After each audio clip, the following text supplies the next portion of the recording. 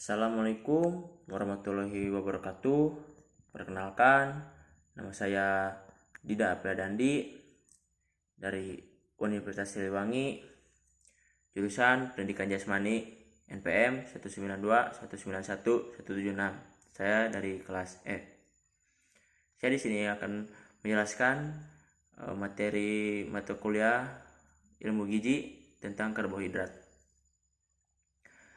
Karbohidrat adalah zat gizi sumber energi yang penting bagi makhluk hidup. Hal ini karena molekulnya menjadikan unsur karbon yang siap digunakan sel. Karbohidrat adalah salah satu atau beberapa senyawa kimia termasuk gula pati dan serat yang mengandung atom C, H, dan O. Karbohidrat adalah senyawa sumber energi utama bagi tubuh. Kira-kira 80% kalori yang didapat tubuh berasal dari karbohidrat. Senyawa karbohidrat menyumbang 70-80% sumber energi untuk aktivitas manusia. Konsumsi rata-rata karbohidrat dalam makanan sekitar 65%. Dan energi yang dihasilkan dari metabolisme seluler karbohidrat tersebut akan digunakan untuk metabolisme biomolekul lainnya seperti protein, lemak, dan asam nukleat. Secara umum, karbohidrat adalah senyawa polyhidroksialdehyde atau polyhidroksiketon dan derivatnya dalam bentuk unit tunggal yang sederhana maupun unit kompleks. Pada umumnya, karbohidrat adalah zat padat berwarna putih yang sukar larut dalam pelarut organik, tetapi larut dalam air, kecuali beberapa sakarida. Sebagian besar karbohidrat dengan berat molekul yang rendah, manis rasanya. Karena itu juga digunakan istilah gula atau zat-zat yang tergolong karbohidrat. Memilih makanan yang mengandung karbohidrat memilih makanan yang mengandung karbohidrat sehat, contohnya seperti buah, sayuran, biji-bijian, dapat membantu menjaga gula darah dan tingkat energi dalam tubuh tetap stabil.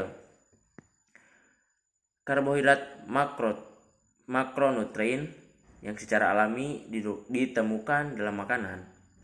Mereka hadir dalam 3 jenis, yaitu gula, pati, dan serat. Karbohidrat adalah sumber energi utama tubuhmu. Setiap gram karbohidrat yang kamu konsumsi mengandung sekitar 4 kalori.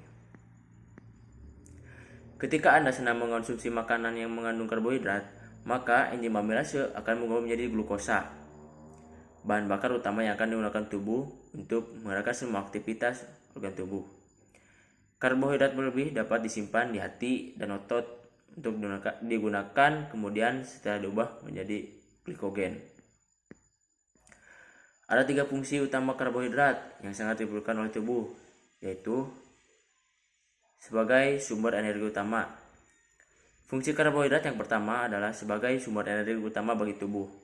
Energi tersebut dibutuhkan mulai dari bernapas hingga aktivitas tubuh yang lebih intens seperti berlari.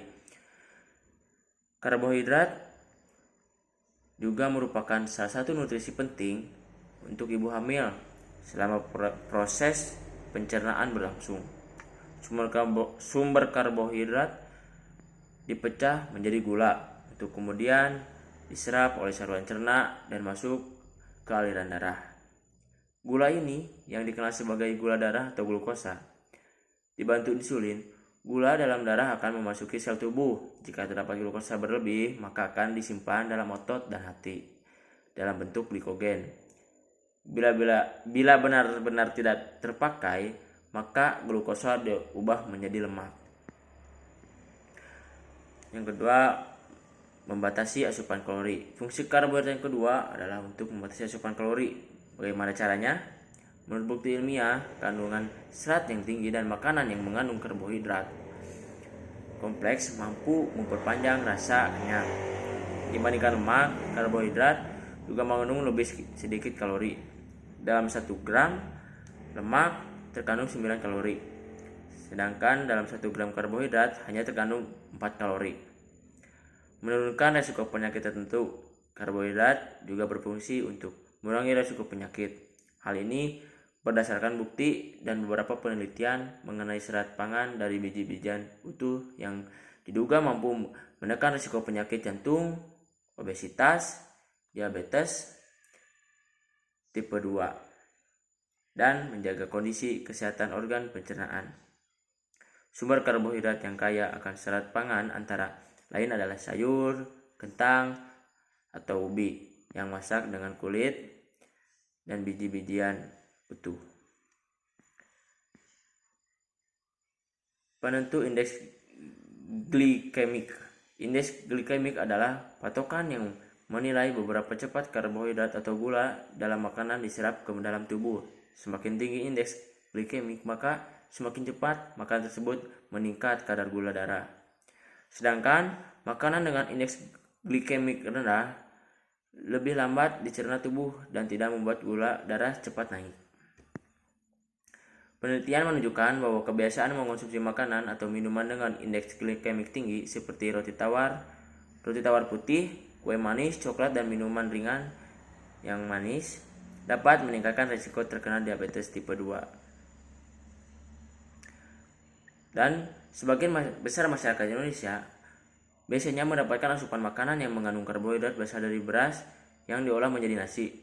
Meskipun ada beberapa yang didapat dari jagung ataupun umbi-umbian, namun sebenarnya makanan yang memiliki kandungan karbohidrat tak terbatas pada makanan itu saja.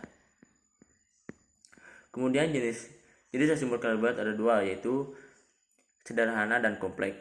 Karbohidrat kompleks membutuhkan waktu lebih lama untuk diproses dalam tubuh jika dibandingkan karbohidrat sederhana. Sisi baiknya, karbohidrat kompleks akan memberikan energi secara konsisten tanpa membuat tubuh mendapat asupan kalori berlebihan secara tiba-tiba. Karbohidrat kompleks juga berisiko lebih kecil untuk menumpuk sebagai lemak di dalam tubuh.